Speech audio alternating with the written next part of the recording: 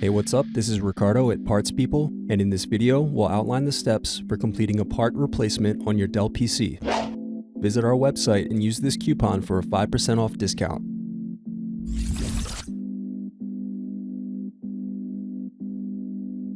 Slide tabs outward to unlock and remove battery.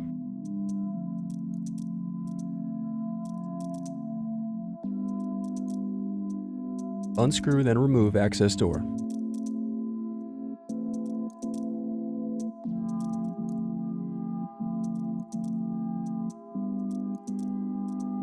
Next, slide out and remove hard drive.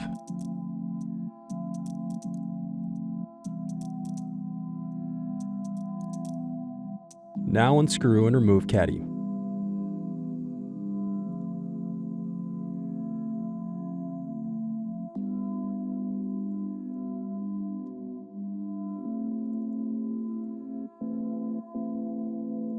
Thanks for watching. Don't forget to like and subscribe if you enjoyed this video. And if you need more, check out this playlist to watch other tutorials for your laptop. You can also click here to find parts for your laptop at partspeople.com.